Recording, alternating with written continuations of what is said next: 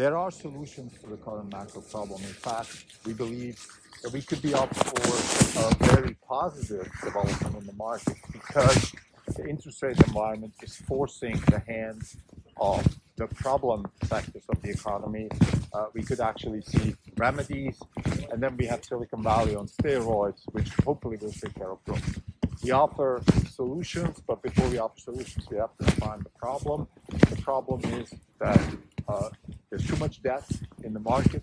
The two entities that have used most of the debt are, one, the house owners, which translates to a critical mortgage market that is has to be correct, and then the other is the government.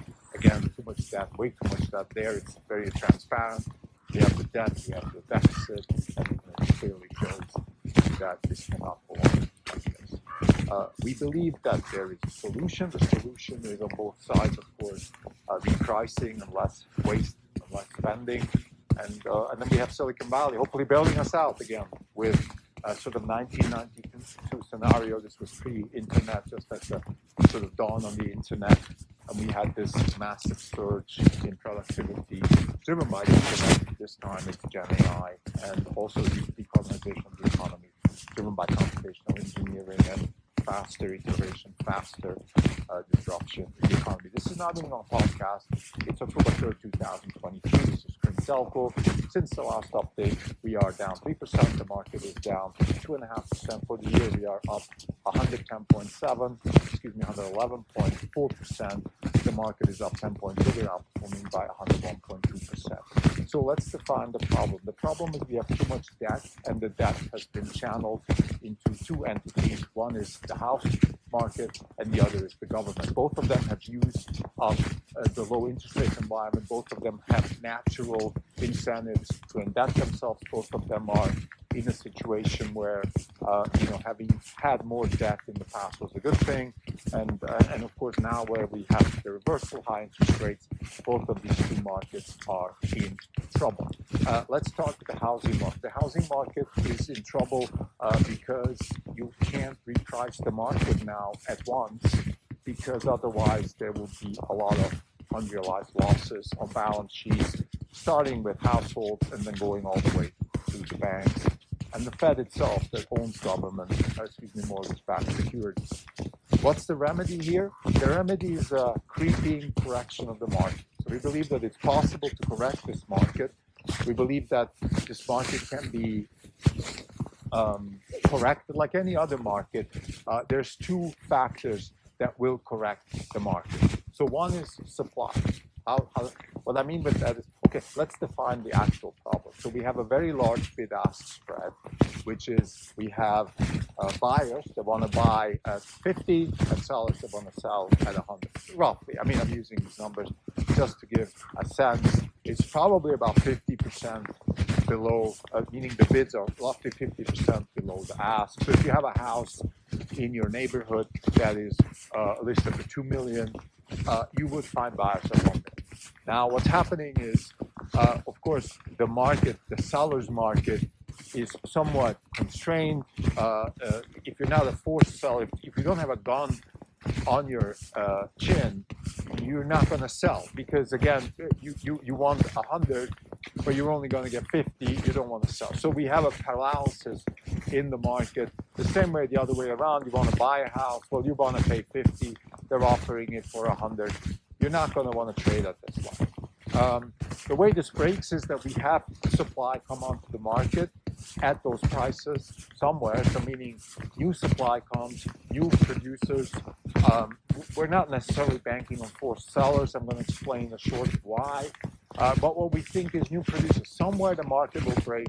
Whenever you have such a high bid-ask spread, unless you're Japan or some sort of centralized government, it's very difficult to keep the market in check like that. So what I mean with that, look, if you live in the Bay Area or New York or Miami, it's unlikely that you'll see new supply come on and bring markets down to where they should be.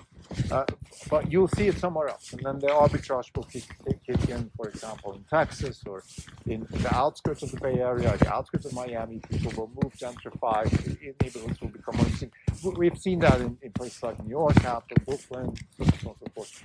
So these things happen. They take time, but nevertheless, we believe the market will eventually settle somewhere, maybe not at 50, maybe at 70, and you'll have a 30% correction in the mortgage market or in the housing market, which is the same thing.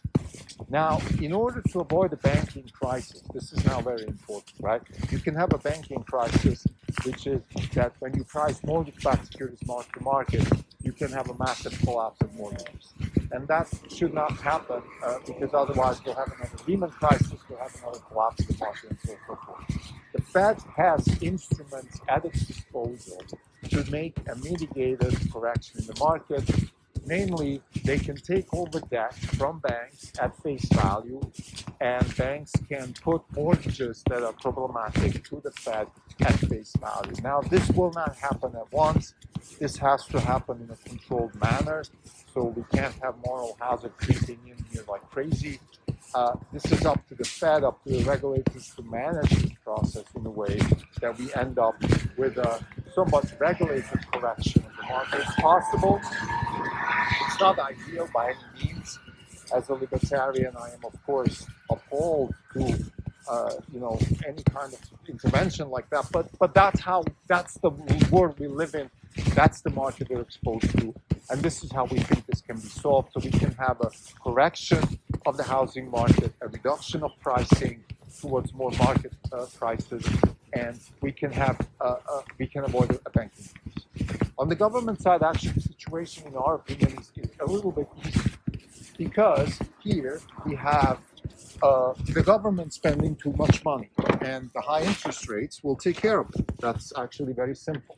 So we have the situation on the government side, which is that we have a high deficit and high debt, and this can be mitigated with high rates. The government will be constrained by the bond market. So we have a sort of a 1992 scenario when one of the Clinton advisors said, if I get reincarnated, I would like to come back into the bond market because nobody has this much power. We have, of course, the history never repeats itself, but it does rhyme.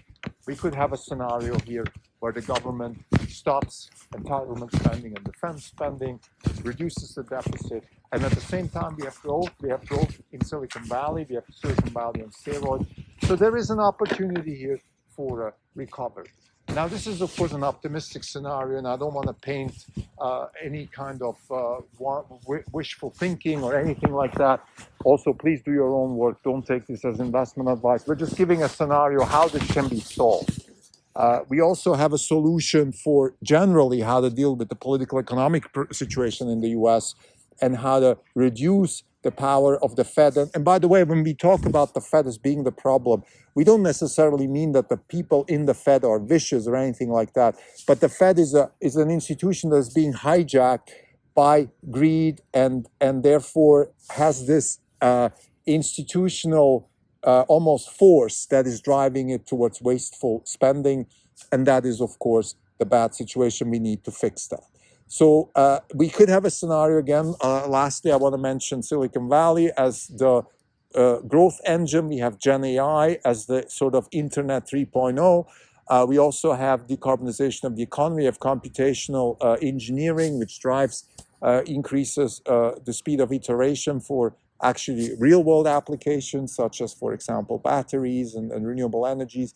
So we are in a situation where we could have massive lower costs in transportation, in energy, which are big items that would drive growth and also create very productive jobs. So to summarize, the solution to the problem is less spending on the housing side, a repricing on the housing side, and less spending on the government side, which will be driven by higher rates. Both of them can happen. The Fed has the tools and the will to make that happen in a orchestrated way. This doesn't have to happen in a sort of abrupt way. And then we have Silicon Valley as a growth engine with massive productivity gains, particularly driven by Gen AI, but also other innovations, namely what's going on in transportation, self-driving cars. We have SpaceX and the space industry, and then we have also, of course, AI and the whole new definition of compute and an establishment of a new compute paradigm that will drive innovation into the near future. Thank you.